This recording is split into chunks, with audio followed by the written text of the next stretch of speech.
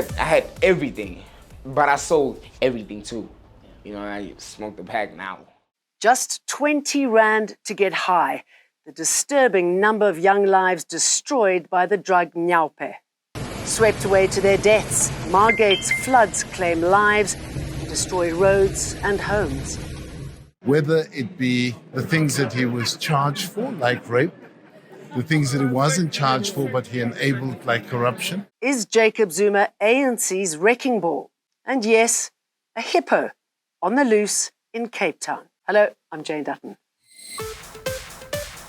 This is Eyewitness News. At least 5 people have died in the KwaZulu-Natal floods. A family of 3 lost their lives when the car they were travelling in was washed away over a bridge, while the other person was struck by lightning. The floods have also led to significant structural damage, and more rains are on the way. We were here at 4 o'clock, 5:30, 5-ish, and and this is what we found. Everything was just swooped away by the water, and we basically lost everything. We reckoned it's around about 1.5, 1.8 million that we've calculated so far. We basically lost everything, but we are in good spirits. This is where the stage used to be, where the praise and worship team and the musicians would operate on Sundays during the sermon. And their equipment and the whole entire stage was washed away by last night's heavy rains. And this is where the congregants would be. As you can see, the chairs washed away by the heavy rains last night and the floods. And this is what's left of the church here in Margate. Struggle veteran Trevor Manuel has described former President Jacob Zuma as an abusive individual who's taken the hallowed symbols of the ANC's Umkhonto we Sizwe and is now using them against it while refusing to leave the party.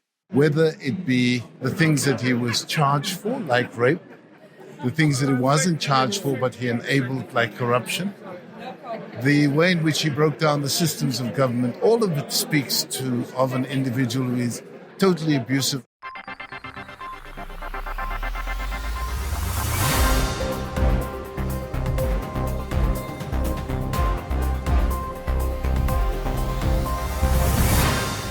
Two hours from South Africa's economic hub, a drug hub, Ermelo, where hundreds of youngsters inject themselves daily with nyaupe, a form of heroin, many of them using dirty needles, needing just 20 rand for their fix. 35-year-old UCT electrical engineering graduate Werner Human spends most of his time here feeding his addiction.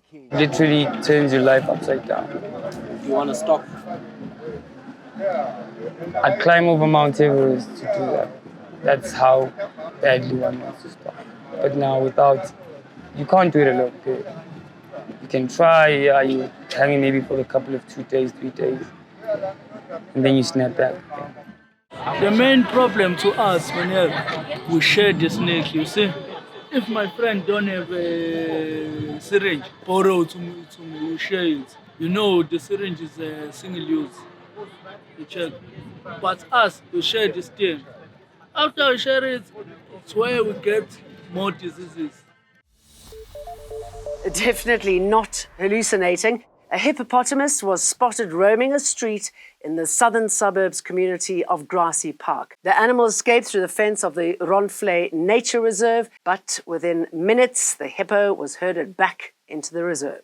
In this particular instance, it seems like the young bull may have got into a bit of a dominant altercation with an older bull, in which case he might have been pushed out and told to go and look for his own body of water, and it's either that or he decided, the name Grassy Park was appealing to him. But yes, it seems that all is well, and fortunately he's back in the reserve, no harm done.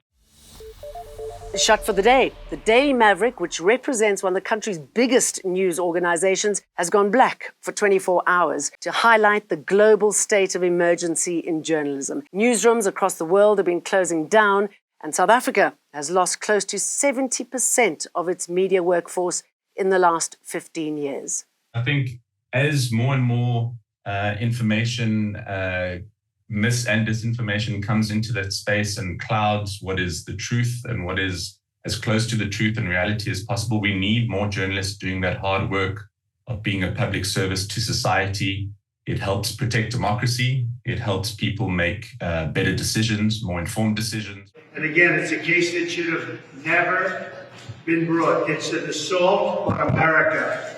And that's why I'm very proud to be here. This is an assault on our country. And it's a country that's failing. It's a country that's run by an incompetent man who's very much involved in this case. This is really an attack on a political opponent. That's all it is. Donald Trump will today become the first former US president to stand trial in a criminal case. He's accused of falsifying his business records to disguise a hush money payment made to Stormy Daniels, a former film star, shortly before the 2016 election. Trump faces a maximum of 4 years in jail if convicted, but could avoid jail time and be fined instead. He's pleaded not guilty. United Nations Secretary General Antonio Guterres says it's time to, quote, step back from the brink after Iran's attack on Israel. Israel's war cabinet has reconvened to debate on how to respond to Iran's first ever direct attack on its soil. The UN Security Council has also met to discuss the strikes.